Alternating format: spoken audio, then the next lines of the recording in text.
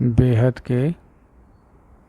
की परम परम परम महाशांति है, महाशांति है, महाशांति है। आइए इस पर विचार कीजिए। सीरीज की एपिसोड नंबर 65 पुस्तक है लाइफ इन मल्टीवर्स और हम पढ़ रहे हैं अध्याय 16 जिसमें मन के बारे में है कि मन को कैसे नियंत्रित किया जाए।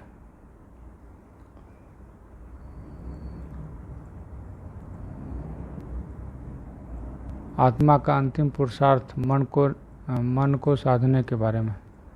ठीक है, तो हम अब पढ़ रहे थे कि मन को भी समझाना पड़ता है। कभी कभी विद्यार्थी अगर एग्ज़ाम के समय खेलने लगेंगे तो फिर मन कैसे वो पास हो पाएंगे। इस तरह से तर्क देकर मन को समझाना पड़ता है कि अभी खेलने का समय नहीं, अभी पढ़ने का समय। ठीक है, तो इसी तरह से आगे है। आध्यात्म और ज्ञान मार्ग पर चलते हुए मनुष्य को इसी तरह मन को तर्क देते रहना चाहिए।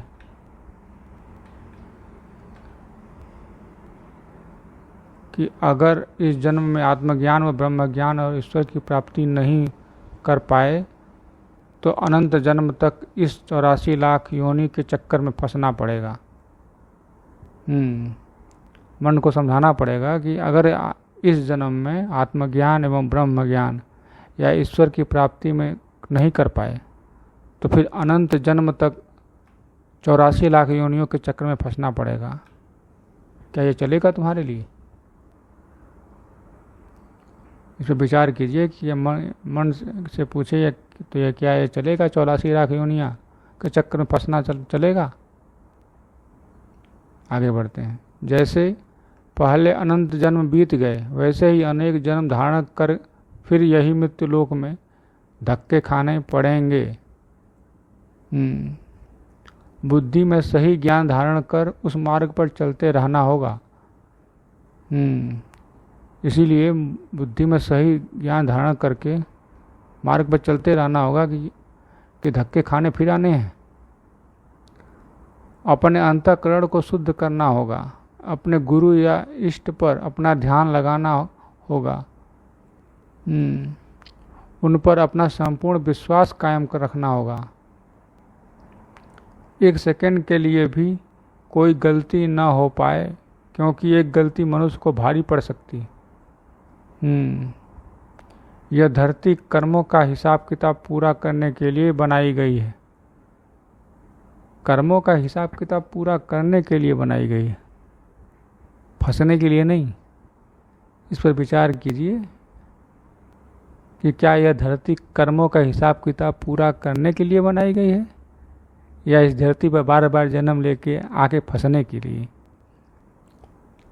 यह कर्म भूमि है। ठीक है, सदैव यह बात अपने ध्यान में रखें। बिल्कुल अपने मन को ईश्वर या परमात्मा के चिंतन में लगाए रखें। हर पल चिंतन का ध्यान रखें। जहाँ चिंतन होगा वहीं आपका चित्त भी होगा। जहाँ चित्त होगा वहीं मन होगा। मतलब चिंतन अगर परमात्मा की करेंगे तो आपका चित्त वहीं पहुँचेगा जहाँ परमात्मा है, और जहाँ परमात्मा है तहाँ मन भी है। ओके, ये बात तो तर्क योग्य है। मन को समझा सकते हैं इस बात से। विचार कीजिए इस पर। आगे बढ़ते हैं। इसलिए परमात्मा ने गीता में कहा कि मुझे अपना मन दे दे।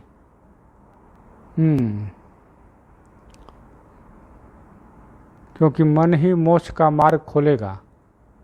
ठीक है, भक्ति मार्ग में आत्मस्वरूप का चिंतन, भजन, पूजा आदि मार्ग बताए गए हैं। ओके, ज्ञान मार्ग में परमात्मा से ध्यान, योग, तपस्या, समाधि, साधना, आत्मस्वरूप एवं ज्ञान स्वरूप बनने का मार्ग बताया है। परंतु गीता में ज्ञानी को श्रेष्ठ बताया है। परंतु गीता में ज्ञानी को श्रेष्ठ बताया गया है, भक्त को नहीं, मतलब भक्ति करने वाले को नहीं, ज्ञान धारण करने वाले ज्ञानी को।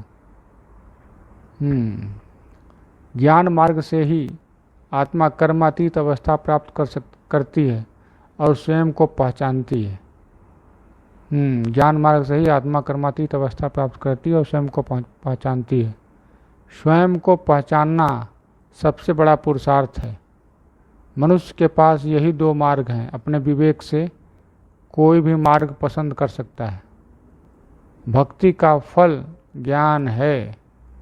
अगर भक्ति करेंगे तो ज्ञान मिलेगा, अब ज्ञान मिलेगा तो ज्ञानी बनेंगे। सिंपल बात। ठीक है, आगे बढ़ते हैं।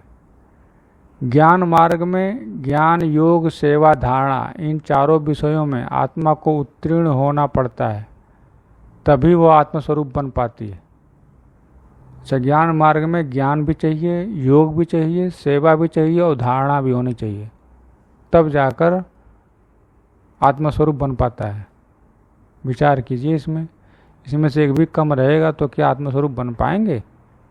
आगे बढ़ते हैं। इस मनुष्य जीवन में यही सच्चा और आखिरी पुरुषार्थ है। बिल्कुल, परमात्मा में मन लगाना और उनकी प्राप्ति के लिए संपूर्ण समर्पण की भावना होना ही सच्चा पुरुषार्थ है। परमात्मा में मन लगाना और उनकी प्राप्ति के लिए संपूर्ण समर्पण होना सच्चा पुरुषार्थ है। ठीक है, बिल्कुल सही है, इसमें कोई शक नहीं। स्व की पहचान, हद और बेहद की आत्मा। अच्छा, अभी इसमें क्या अंतर है? मनुष्य अनंत काल से अपने अस्तित्व को खोज रहा है। बिल्कुल, वो जानना चाहता है कि वह कौन सी आत्मा है और वो कहाँ से आई है। ये सवाल तो है। बेहद के ज्ञान से पता चलता है कि आत्मा बड़े रूप से दो प्रकार की हो सकती है। बड़े रूप से, मोटा मोटा दो प्रकार की। कैसे? हद की आत्मा और बेहद की आत्मा। अच्छा, दोनों में जमीन आसमान का अंतर है। ये लो जी, हद की आत्मा और बेहद का आत्मा में जमीन आसमान का भी अंतर हो गया। ठीक है, कैसा अंतर है? अभी ये भी जाने, हद की आत्मा का सृजन तत्वों से हुआ है, जबकि बेहद की आत्मा परम प्रकाश, परम महत्त्व से बनी है। ओ, तत्व से बनी है इसलिए वो हद की आत्मा है, और जो परम प्रकाश, परम महत्त्व से बनी है वो बेहद की आत्मा है। विचार कीजिए इस पर। क्या आप हद की आत्मा हैं या बेहद की आत्मा है, या अभी तक पता ही नहीं कि आत्मा है भी या नहीं है? ठीक है, आगे बढ़ते हैं। हद की आत्मा और जीवात्मा में कोई भेद नहीं, क्योंकि दोनों ही ज्ञान से अवगत नहीं और न ही वह परम सत्य ज्ञान की खोज में निकलती हैं। हद की आत्मा और जीवात्मा कोई भेद नहीं, क्योंकि उनको ज्ञान से कुछ भी लेना देना है ही नहीं, न ही सत्य से। वो अपने में मस्त हैं, जो कर रहे हैं मस्त हैं, खा पी सो रहे हैं। वह तो इस मायावी दुनिया में मस्त रहती हैं। बिल्कुल, जबकि बेहद की आत्मा परम दिव्य ज्ञान की खोज में भटकती रहती है और तलाश में रहती है। बिल्कुल, बेहद की आत्मा में बेहद की शक्तियां हैं जो अनेक आवरण से दबी हुई हैं। बेहद की आत्मा में बेहद की शक्तियां हैं जो कि अनेक आवरण में दबी हुई हैं। बेहद की आत्मा में बेहद का परम प्रकाश है जो कि अरबों खरबों सूर्य से भी ज़्यादा शक्तिशाली है। बेहद की आत्मा में शक्तियाँ जो हैं बेहद की, वो अनेक आवरण में दबी हुई है। अच्छा, और उनके पास बेहद का परम प्रकाश है जो कि अरबों खरबों सूर्य से भी ज़्यादा शक्तिशाली है। ज़्यादा चमकदार है, शक्तिशाली है, ज़्यादा ग्रेविटी वाली है। क्या सूर्य से ज़्यादा ताकतवर है? विचार कीजिए इस पर। हद की आत्मा का शरीर स्थूल शरीर, सूक्ष्म शरीर, कारण शरीर का होता है, जबकि बेहद की आत्मा का स्थूल शरीर, सूक्ष्म शरीर कारण महाकारण शरीर और परम महाकारण शरीर होता है। अच्छा, हद की आत्मा में स्थूल शरीर, सूक्ष्म शरीर और कारण शरीर, ये 3 होते हैं। जबकि बेहद की आत्मा में स्थूल शरीर भी होता है, सूक्ष्म शरीर भी होता है, कारण शरीर भी होता है, महाकारण भी शरीर होता है और परम महाकारण शरीर भी होता है। वाह, 5 शरीर हो गया। विचार कीजिए इस पर। हद की आत्मा के आवरण आकाश, अग्नि, वायु, जल, मिट्टी से बने हैं, जबकि बेहद की आत्मा का आवरण परम लाइट, परम महातत्व, परम तत्व, परम आकाश, परम अग्नि, परम वायु, फिर आकाश, अग्नि, वायु, जल, मिट्टी से बने हैं। पहले परम प्रकाश और फिर परम महातत्व, फिर परम तत्व भी, फिर तत्व का लेप शेप है। वाह, ठीक है। हर किसी आत्मा की पहचान है ज्ञान। अच्छा, ज्ञान है। हर कोई आत्मा अपने रचयिता, क्रिएटर, अपने बाप तक ही जा सकती है, उसे ही पहचान सकती है, उसके ऊपर नहीं जा सकती।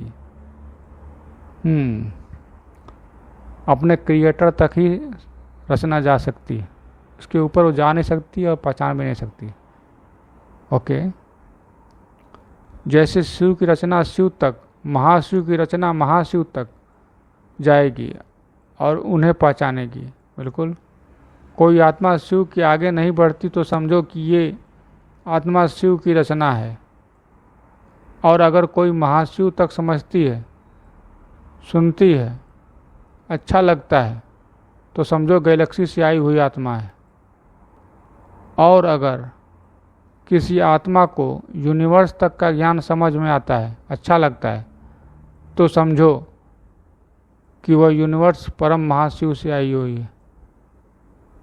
वाह, सुनता है, अच्छा लगता है, समझ में आता है, तो समझ लो कि वो कहाँ से आया है। ये है पहचान। अगर इस तरह का ज्ञान है तो समझ लो कहाँ से आया है।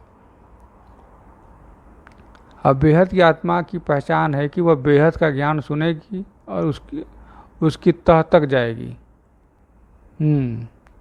उस आत्मा में अनंत समय की रिकॉर्डिंग तो है ही, परंतु उसे स्वयं को जागृत करने के लिए आत्मस्वरूप धारण करना ही होगा। मतलब उसमें रिकॉर्डिंग पहले से है, लेकिन उसको जानने के लिए, जागृत करने के लिए आत्मस्वरूप धारण करना पड़ेगा, तभी वो जान पाएगा। विचार कीजिए,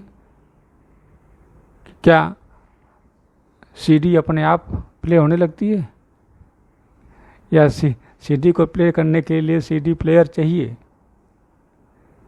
और उसके साथ बिजली भी चाहिए और उसके साथ टीवी भी चाहिए देखने के लिए, तब न चलेगी। विचार कीजिए इस पर। तो वही आत्मस्वरूप है। अब अनंत रिकॉर्डिंग देखने के लिए आत्मस्वरूप होना पड़ेगा, तब पता चलेगा। आगे बढ़ते हैं। बेहद की आत्मा ज्ञान सागर मंथन करती रहेगी, बिल्कुल करेगी, जब तक पूर्ण तरीके से अपने आप पर विश्वास ना कर ले और बेहद के परम पिता को ना पहचान ले, तब तक उसका पुरुषार्थ खत्म नहीं होता।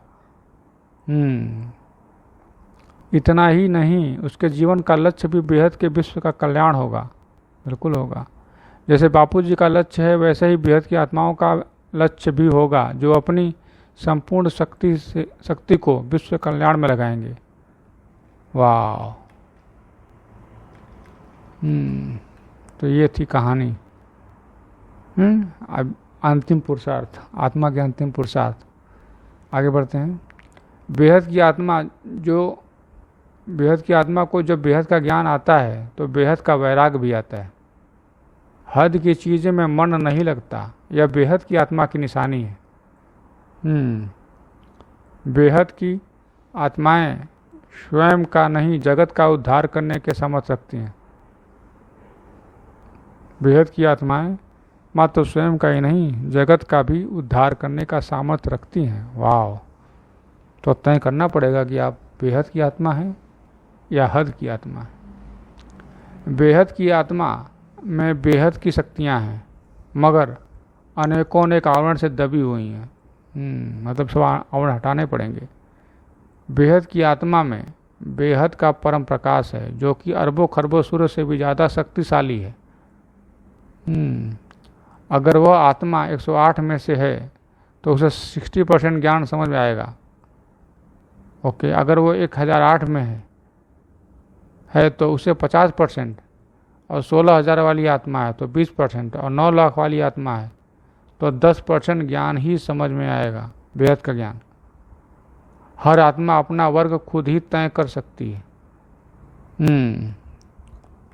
तो ये है 108, बेहद की 108 आत्मा 60% समझेंगी, बेहद की 1008 आत्मा 50% समझेगी, 16,000 आत्मा 20% समझेगी, और 9 लाख जो है मात्र 10% ही समझ पाएंगे।